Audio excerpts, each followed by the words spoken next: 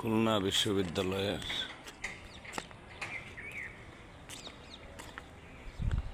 Video.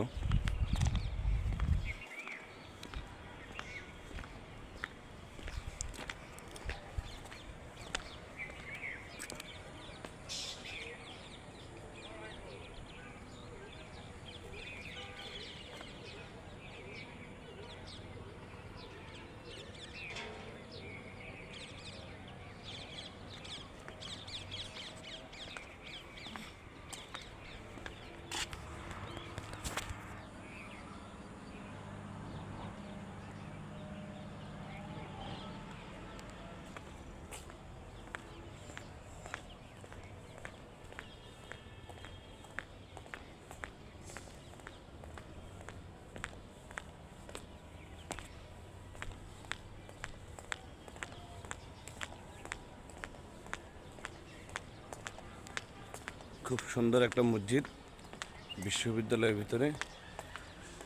আর একটা ছোট মসজিদ আছে, ওটা আরো সুন্দর।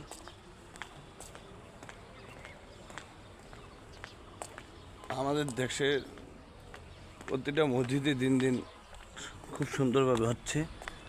অনেক সুন্দর সুন্দর মসজিদ হচ্ছে বাংলাদেশে। আমরা আল্লাহর ঘরকে পরিচ্ছন্ন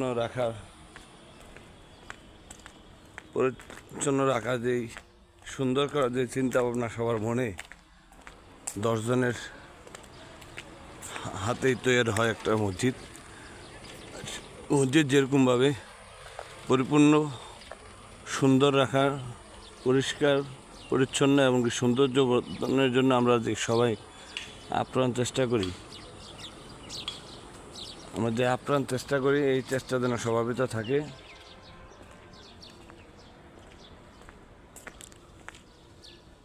যে আরেকটা একাডেমি ভবনের দেখা যাচ্ছে,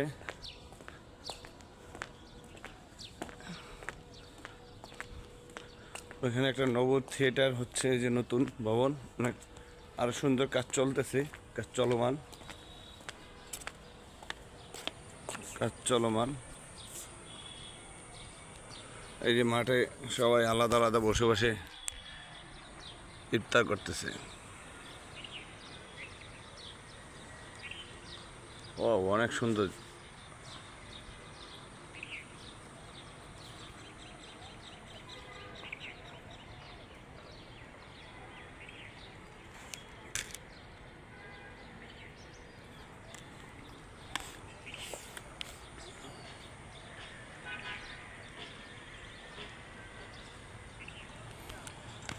আল্লাহর ঘরকে আমরা যত সুন্দর রাখতেছি, আল্লাহর ঘরকে পবিত্র যেন রাখতেছি, আমাদের দেশের রাজনীতিটাকে যদি এরকম পবিত্রভাবে রাখতে পারতাম সবাই মিলে, তাহলে এই দেশে মানুষের মধ্যে কোনো হানাহানি, খুন খারাপি, দুর্নীতি, বাটপারি, চুরি ডাকাতি এগুলো কিছুই থাকতো না। কার হাত দিয়ে যে হবে কাউকে বিশ্বাস করা যাচ্ছে না।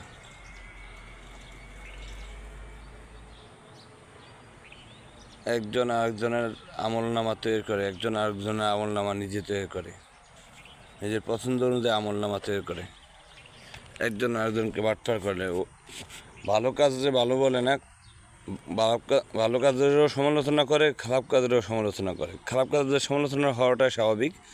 খারাপ কাজের সমালোচনা হলে ভালো কাজ করবে। আর ভালো কাজ করলে, বাংলাদেশের রাজনীতিতে হয়ে গেছে ভালো কাজ করলেও সমালোচনা করতে হবে। মানে সে যেন কাজ না করে, তার হাত দিয়ে যেন ভালো কাজ না হয়। বাংলাদেশের ভালো কিছু কাজ হচ্ছিল, আমি দেখিনি বাংলাদেশে কোনো রাজনৈতিক দল, বিরোধী দল আজও পর্যন্ত ভালো কাজ, কোনো একটা কাজ ভালো হয়েছে আজ পর্যন্ত তাদের মুখে বলতে। তারা সব খারাপই দেখে, শুধু খারাপই দেখে, দুর্নীতিই দেখে।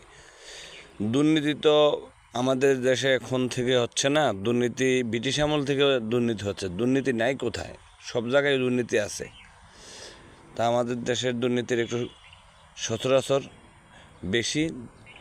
তুমি 1 টাকা দুর্নীতি, আমি 1 টাকা দুর্নীতি করছি, আমার পরে এসে দিয়ে বসবে, সে এসে এটা 2 টাকা করবে। এটাই সিস্টেম। দুর্নীতি এভাবেই হইতেছে বাংলাদেশে। আমি দেখি নাই আজও পর্যন্ত দুর্নীতি ছাড়া কোনো ব্যক্তিকে। এই যে এখন একজন বৈশা রয়েছে, উনি আসার পরে ওনার নিজের ইয়াটা আগে আমলনামার যেই খারাপ ছিল সে আমলনামাটাকে ক্লিয়ার করে নিছে নিজের ক্ষমতা বলে। এদেশে মানুষ তাকে বিশ্বাস করছিল যাই যে সে মনে একটু শুধরিয়ে আসছে, না সে দেখি এখন সে আগেরটার চেয়েও খারাপ।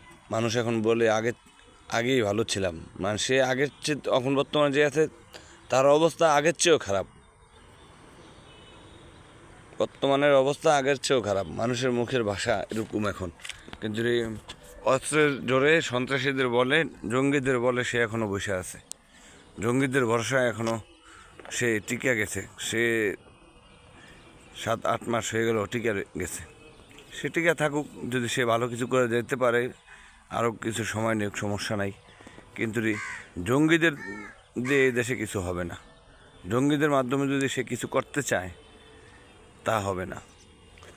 জঙ্গিদের দিয়ে আজ পর্যন্ত কোনো রাষ্ট্র কোনো ভালো কিছু পায় না জঙ্গিদের থেকে।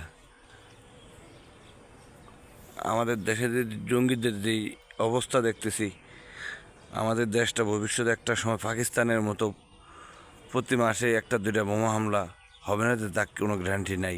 যে অবস্থা জঙ্গিদের বর্তমানে, জঙ্গিরা ওপেন 7.62 রাইফেল নিয়ে গুলি করে ছাত্রদেরকে মারছে। আর সেই দায়ভার এখন রাজনৈতিক দলের উপরে এসে পড়ছে। পুলিশও গুলি করছে, জঙ্গিরাও গুলি করছে, ক্ষমতাসীন দলও গুলি করছে। সবাই অপরাধী, সবাই সমান অপরাধী, কারো অপরাধ কম নয়। কিন্তু কীভাবে হলো এই মেটিকুলার সিস্টেম মেটিকুলার ডিজাইনের কারণে আজকে এই অবস্থা হয়েছে। না হলে এই 7.62 গুলি হতো না, দেশে গ্যান্দামও বাঁচত না। আগে 7.62 খুঁজে বের করতে হবে।